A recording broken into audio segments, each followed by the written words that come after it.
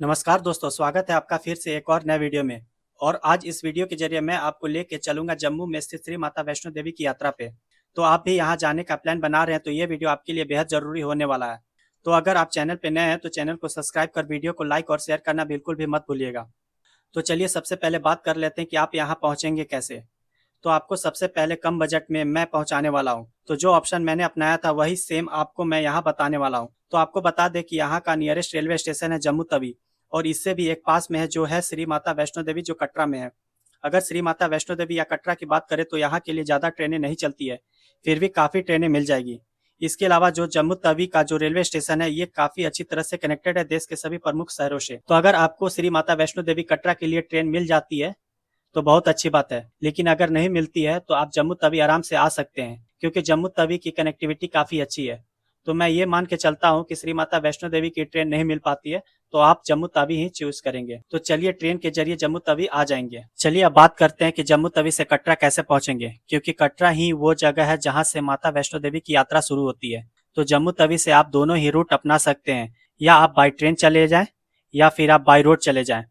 अगर by train जाते हैं तो जम्मू तवी से जो भी श्री माता वैष्णो देवी यानी कटरा की दूरी है वो है 75 किलोमीटर, और आपको 2 घंटे लग जाएंगे। किराया यहाँ से मात्र 60 रुपया लगता है ट्रेन का, और ट्रेन का रास्ता बहुत ही खूबसूरत है।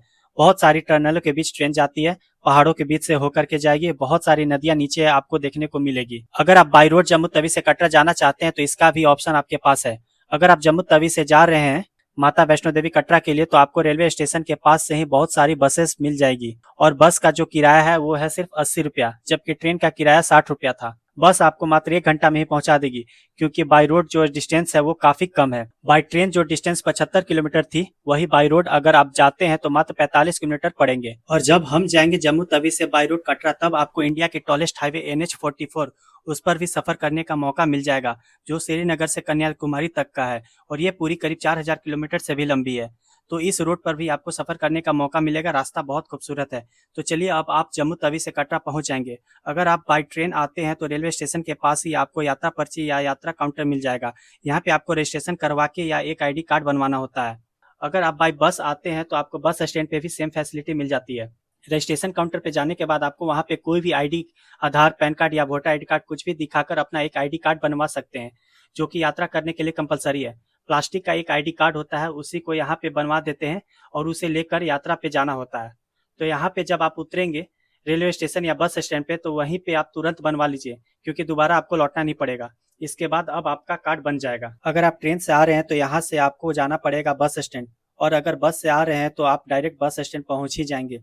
तो चलिए मान लेते हैं आप ट्रेन से आ रहे हैं तो आप जो कटरा का रेलवे स्टेशन है वहां से कटरा बस स्टैंड की दूरी है मात्र 2 किलोमीटर।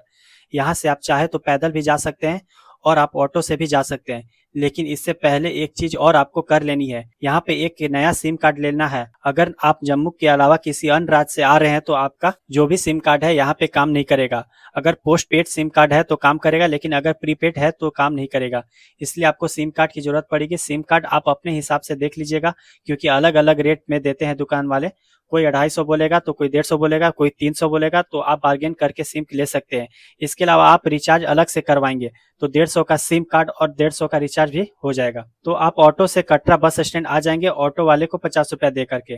कटरा बस स्टैंड आप आ जाएंगे तो यहाँ पे रुकने की व्यवस्था है, इसलिए मैं आपको रेलवे स्टेशन से बस स्टैंड लेकर आया हूँ। मैं कटरा बस स्टैंड के पास ही आपको एक बड़ा सा यात्री निवास मिल जाएगा, जो कि श्री माता वैष्णो देवी श्राइन बोर्ड की तरफ से बनाया गया है। यहाँ पे लिखा होगा निहारिका भवन कम्प्लेक्स। यहाँ पे आप कम पैसा दे करके ठहर सकते हैं, और जो भी भारी लगेज है उसे होटल पे ही छोड़ दें, क्योंकि आपको चढ़ाई करने में काफी आसानी होगी।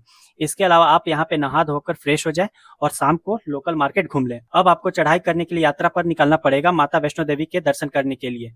तो वो काफी ऊंचाई पे है, तो चढ़ाई करके या ट्रेक करके जाना पड़ता है। यहाँ से 1 किलोमीटर पे बाण गंगा है, तो आप पैदल या ऑटो से भी जा सकते हैं। यहाँ पे सबसे पहले ट्रेकिंग स्टिक या लाठी ले लीजिए, जो कि 20 रुपए में आपको मिल जाएगा, जिससे आपको चढ़ाई करने में काफी आसानी रहेगी। और आप एक बहुत जरूरी बात ध्यान रखिएगा, बाण गंगा आप पहुंचेंगे तो एंट्रेंस गेट पे ही आपका कार्ड देखेंगे, जो आपने रेलवे स्टेशन पे बनवाया था। इसके बाद आपका बैग चेक होगा और आपकी पॉकेट भी चेक होगी। कोई भी इलेक्ट्रॉनिक्स गैजेट यहाँ से ले जाने की परमिशन नहीं है।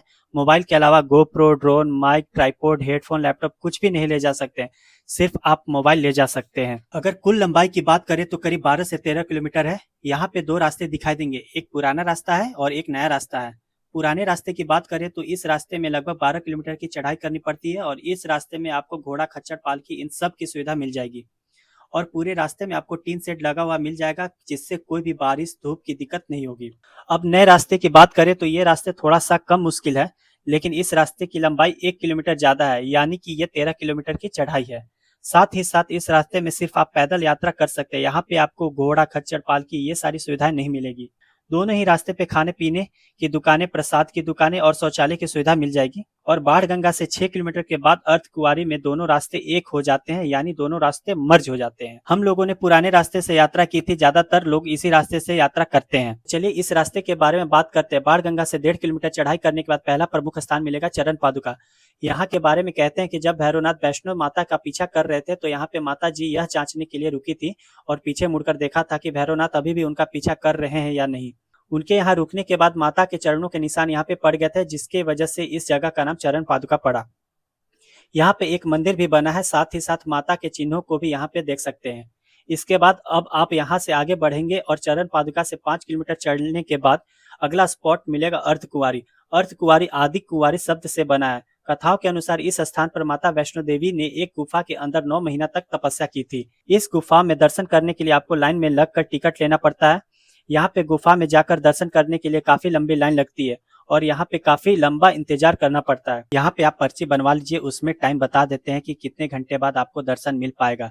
ये मान लीजिए कि 12 से 24 घंटे की इंतजार करनी ही पड़ेगी, क्योंकि गुफा काफी सक्रिय और पतली है और एक एक करके लोग अंदर जाते हैं और एक बार में 300 लोगों का एक ग्रुप भेजते हैं और दर्शन करने के लिए जब वे लोग दर्शन करके गुफा से बाहर आ जाते हैं तब दूसरे ग्रुप को भेजते हैं। और हम लोगों को तो करीब 40 घंटे की वेटिंग मिली थी और नवरात्रि में तो 3 से 4 दिन की वेटिंग भी मिल जाती है। एक काम आप यहाँ कर सकते हैं कि यहाँ पे आप पर्ची बनवा लीजिए, उसके बाद आप माता वैष्णो देवी और भैरव बाबा के दर्शन करने के बाद वापसी में यहाँ दर्शन कर लीजिए, क्योंकि जो आपको वेटिंग टाइम मिलेगा उसमें से आपका ऊपर जाकर दर्शन करने में ही बीत जाएगा, तो आपको ज्यादा समय का इंतजार नहीं करना पड़ेगा। तो चलिए अब अर्धकुंवारी से आगे बढ़ते हैं और अगला स्टॉप है आपका अर्धकुंवारी से 4 किलोमीटर आगे, जिसका नाम है सांझी छत। यहाँ पे आप 5 से 10 मिनट का ब्रेक ले सकते हैं और नज़ारे काफी खूबसूरत दिखाई देती है। और सांझी छत पर ही हेलीपैड बना है, जो हेलीकॉप्टर से आते हैं वो यहीं तक आते, इसके आगे पैदल ही यात्रा करनी होती है। तो चलिए व्यू को एंजॉय करने के बाद आगे बढ़ते हैं। सांझी छत से 2 किलोमीटर बाद भवन है, यानी माता वैष्णो देवी का जो प्रमुख मंदिर है वो है। तो इस तरह से पूरी 12 किलोमीटर की चढ़ाई करने में करीब 4 घंटे का समय लग जाएगा। अगर आप धीरे भी चलते हैं तो 5 घंटा भी मान के चलिए। चढ़ाई की बात करें तो ट्रिक आसानी है, मुश्किल नहीं है और रास्ते में खाने पीने की दुकानें ही मिल जाएंगी। यहाँ पे आप खा पी सकते हैं और दुकानों पे जो रेट है वो श्राइन बोर्ड की तरफ से ही निर्धारित की गई है। तो अन्य पहाड़ी जगहों की तुलना में यहाँ पे काफी सस्ती है, यहाँ पे मनचाहा दाम नहीं वसूलते हैं। और अब आप भवन के नजदीक पहुंच चुके हैं और भवन से 300 से 400 मीटर पहले ही फ्री लॉकर मिल जाएंगे। आप अपना सामान, मोबाइल, बेल्ट और जूते यहाँ पे लॉक करके दर्शन के लिए लाइन में लग जाएं। प्रसाद यहाँ पे 50 रुपया, 100 रुपया, 200 रुपया, 300 रुपया और 500 रुपया में भी मिल जाएंगे। जो आप 100 रुपये वाला प्रसाद ले लीजिए, इसमें सब कुछ रहता है। 1 घंटे में आप दर्शन कर लेंगे। नवरात्र में जाते हैं तो 2 से 3 घंटा भी लग जाएंगे, उस समय ज्यादा भीड़ रहती है। यहाँ से दर्शन करने के बाद अब आप भैरव बाबा के दर्शन करने के लिए आगे बढ़ेंगे। माता के भवन से करीब 1 घंटे की चढ़ाई करने के बाद आप भैरव बाबा के दर्शन कर सकेंगे। बाणगंगा से भवन तक की जो चढ़ाई थी वो काफी आसान थी, लेकिन भवन से जो भैरव बाबा तक की चढ़ाई है 1 घंटे की, वो काफी मुश्किल है। और ऐसा कहते हैं कि बिना भैरव बाबा के दर्शन के माता का दर्शन अधूरा माना जाता है। लेकिन भैरव बाबा तक जाने का एक और आसान तरीका है। भवन के पास ही भैरव बाबा के लिए रोपवे मिल जाएगा, यानी उड़न खटोला की सुविधा यहाँ पे है। और टिकट की बात करें तो मात्र 100 रुपया है, जिसमें आना और जाना दोनों है। लेकिन टिकट के लिए लंबी लाइन लगनी पड़ती है और रोपवे की जो टाइम है वो सुबह 8 बजे से शाम 6 बजे तक ही है। तो आप अपना यात्रा कुछ इस तरह से प्लान करें कि शाम 6 बजे से पहले ही माता का दर्शन कर लें, जिससे आपको भैरव बाबा तक जाने के लिए रोपवे का सुविधा मिल जाए। तो इस तरह से आप वैष्णो माता और भैरव बाबा का दर्शन कर लेंगे।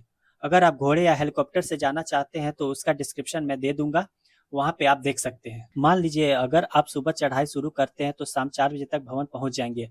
अब आपको नीचे उतरना है। चढ़ने में आपको 4 से 5 घंटा लगा था, लेकिन उतरने में आप मात्र 3 घंटे में ही उतर जाएंगे। अगर आप ऊपर भवन पर ही रुकना चाहते हैं तो वहां आपको रुकने की व्यवस्था मिल जाएगी। उसका फुल वीडियो मैंने बना दिया, वहां से जाकर आप जानकारी प्राप्त कर सकते हैं। तो चलिए अब बात करते हैं कि यहाँ आपको कब जाना चाहिए। आप यहाँ किसी भी महीने में जा सकते हैं, लेकिन आप ध्यान रखें कि नवरात्रि में यहाँ बहुत ही ज़्यादा भीड़ हो जाती है। अगर यहाँ की तापमान या टेम्परेचर की बात करें तो अप्रैल से सितंबर तक ठीक मौसम रहता है। तो आपको गर्म कपड़े ले जाने की ज़रूरत नहीं है, लेकिन बारिश हो जाने के बाद थोड़ा सा ठंड बढ़ जाती है तो आप हल्के गर्म कपड़े ले जा सकते हैं। अक्टूबर से मार्च में तो आपको गर्म कपड़े अपने साथ ले ही जाने चाहिए। तो दोस्तों यही थी माता वैष्णो देवी की कंप्लीट यात्रा। अगर आपको वीडियो पसंद आई तो वीडियो को लाइक शेयर करना ना भूलें और चैनल को सब्सक्राइब कर दें। जय माता दी।